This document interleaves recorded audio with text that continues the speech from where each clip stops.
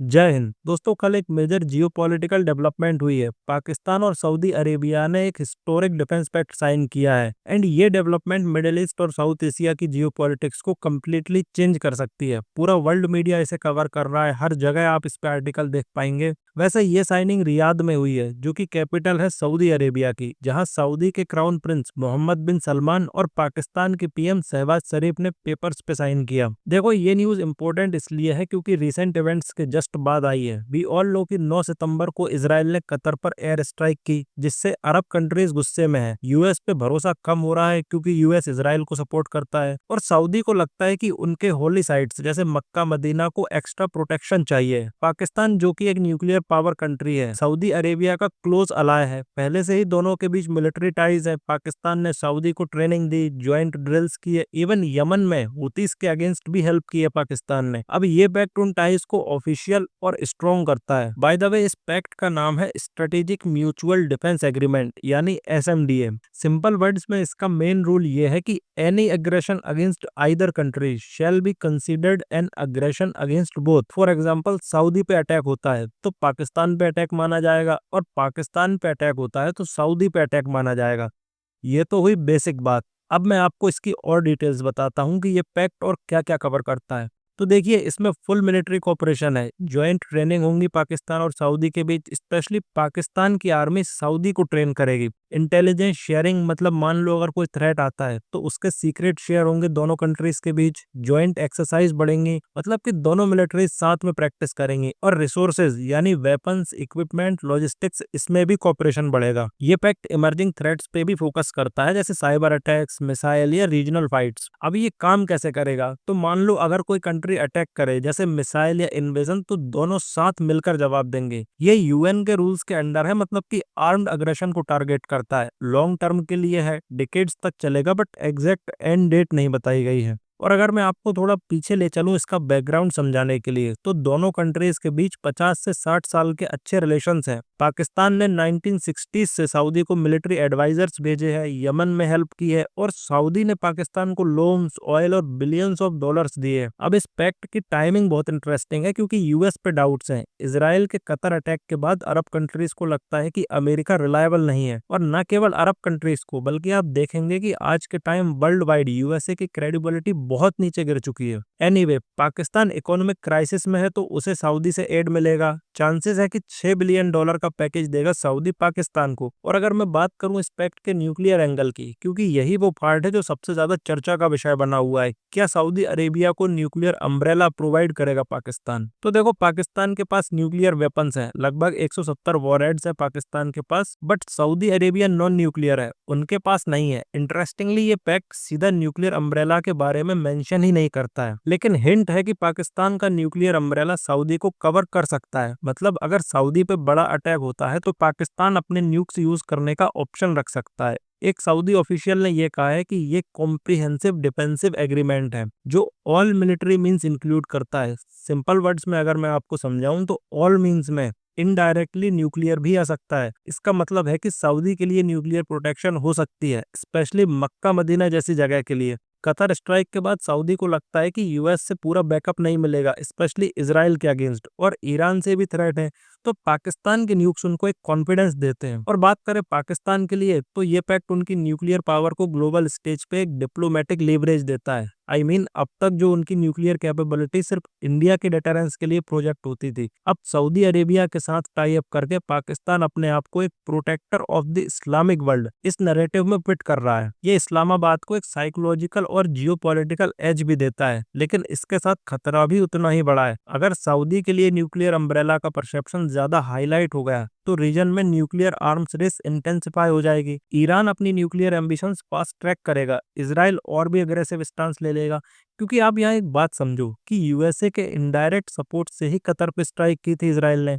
और अब पाकिस्तान ने इजराइल के अगेंस्ट ये पैक्ट साइन किया है एक तरह से, तो यूएसए अब पाकिस्तान को भी टारगेट कर सकता है। आई थिंक डायरेक्ट टारगेट ना भी करे बट इनडायरेक्टली इंटरनेशनल वॉचडॉग्स जैसे यूएन सिक्योरिटी काउंसिल और आईएईए पाकिस्तान पर न्यूक्लियर प्रोलिफरेशन के एलिगेशंस लगा सकते हैं, जो अल्टीमेटली सैंक्शंस, इंस्पेक्शंस और डिप्लोमेटिक आइसोलेशन तक ले जा सकते हैं। मतलब एक तरफ पाकिस्तान को शॉर्ट टर्म प्रेस्टीज तो मिलता है बट लॉन्ग टर्म में उन्हें ये मूव एक और ग्लोबल स्पॉटलाइट ऑफ सस्पिशन में भी खड़ा कर सकता है। मैं आपको ये सब एग्जाम्पल के साथ समझाता हूँ ताकि न्यूक्लियर अम्ब्रेला क्लियर हो। तो सबसे बड़ा एग्जाम्पल है नेटो यानी नॉर्थ अटलांटिक ट्रीटी ऑर्गेनाइजेशन। ये एक डिफेंस अलायंस है जिसमें यूएस, जर्मनी, फ्रांस, टर्की जैसे कंट्रीज हैं।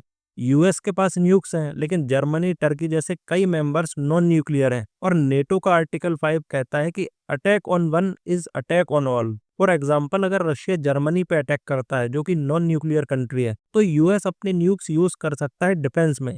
यही न्यूक्लियर अम्ब्रेला है, यानी यूएस अपनी न्यूक्लियर पावर से नॉन न्यूक्लियर अलाइज को प्रोटेक्ट करता है। ऐसा ही साउथ कोरिया और जापान के साथ दोनों नॉन न्यूक्लियर हैं लेकिन यूएस उनको नॉर्थ कोरिया या चाइना के अगेंस्ट न्यूक्लियर कवर देता है। अब पाकिस्तान और सऊदी का पैक्ट भी ऐसा ही है। पाकिस्तान का न्यूक्लियर अम्ब्रेला सऊदी को प्रोटेक्शन दे सकता है। हालांकि ऑफिशियली ये मेंशन नहीं किया गया है बट इससे रिलेटेड अभी और डिटेल्स भी सामने आएंगी, तब हो सकता है ये भी कंफर्म हो जाए। और देखिए इंडिया के लिए जो कंसर्निंग है वो है डोमिनो इफेक्ट। आई मीन ये पैक्ट एक डोमिनो इफेक्ट शुरू कर सकता है। मतलब अगर ये पैक्ट सक्सेसफुल हुआ तो गल्फ के दूसरे कंट्रीज जैसे यूएई, बहरीन, कुवैत, ओमान ये भी पाकिस्तान से ऐसे ही डील्स कर सकते हैं, क्योंकि गल्फ कंट्रीज पहले यूएस पे डिपेंडेंट थे सिक्योरिटी के लिए, लेकिन अब यूएस पे डाउट है इजराइल के एक्शंस और यूएस के बाइसनेस की वजह से। और देखो पाकिस्तान एक मुस्लिम न्यूक्लियर पावर है स्ट्रॉन्ग आर्मी के साथ, तो ये अट्रैक्टिव है। यूएई ऑलरेडी पाकिस्तान के साथ क्लोज है, ज्वाइंट मिलिट्री एक्सरसाइजेज हो, इकोनॉमिक टाइज हो। अगर सऊदी का पैक्ट काम करता है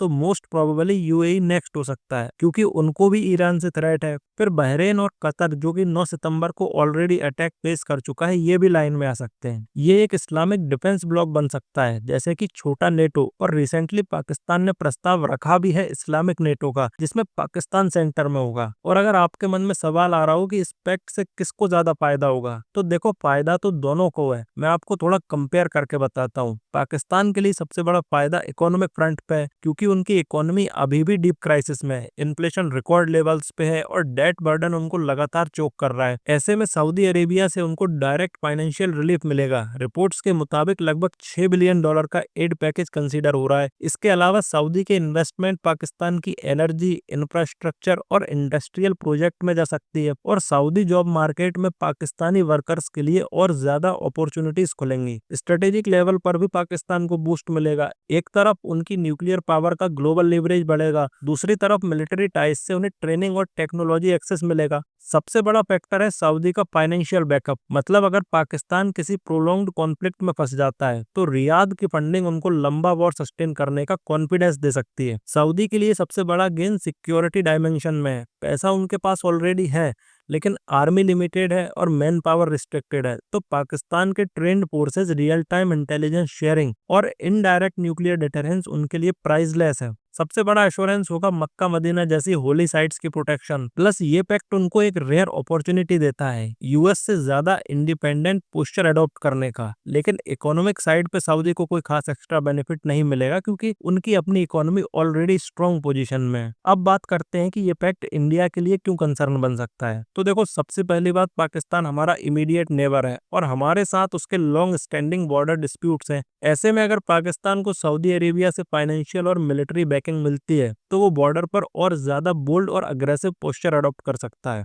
दूसरा, न्यूक्लियर एंगल। अगर पाकिस्तान अपना nuclear umbrella indirectly Saudi Arabia तक एक्सटेंड करता है तो इसका लेवरेज नेचुरली इंडिया के अगेंस्ट भी बढ़ेगा। मतलब पाकिस्तान के पास एक नया नैरेटिव आ जाएगा कि उनकी न्यूक्लियर डिटरेंस अब सिर्फ साउथ एशिया तक लिमिटेड नहीं है बल्कि गल्फ रीजन को भी कवर करती है। हालांकि सऊदी पब्लिकली कह रहा है कि इस पैक्ट का इंडिया सऊदी रिलेशंस पे कोई इम्पैक्ट नहीं होगा, क्योंकि उनके इकोनॉमिक टाइज ऑलरेडी स्ट्रांग है, लेकिन परसेप्शन की बात अलग है और वही परसेप्शन स्ट्रेटेजिक प्लानिंग को इम्पैक्ट करता है। तीसरी बात, इंडिया सऊदी बैलेंस। भारत और सऊदी अरेबिया के बीच काफी क्लोज इकोनॉमिक रिलेशनशिप है और एनर्जी इंपोर्ट्स हमारे लिए क्रूशियल है, लेकिन अब पाकिस्तान के साथ सऊदी का ये defence pact definitely eyebrows raise करता है। इस डेवलपमेंट से इंडिया का लॉन्ग टर्म डॉक्ट्रिन, जिसमें पाकिस्तान को एक प्रोलॉन्ग्ड वॉर में आउटलास्ट करना था, वो वीकन हो सकता है, क्योंकि अब पाकिस्तान के पास सऊदी का पोटेंशियल फाइनेंशियल बैकअप अवेलेबल है।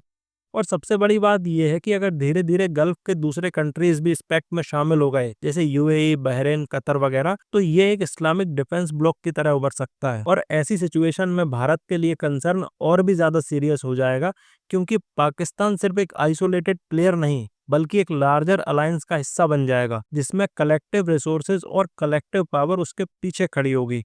आई होप कि आपको हर एक एंगल ठीक से समझ आया होगा। मिलते हैं अगली वीडियो में। For the time being this was all from my side. Thank you for watching. This is Harsh Gurjar signing off.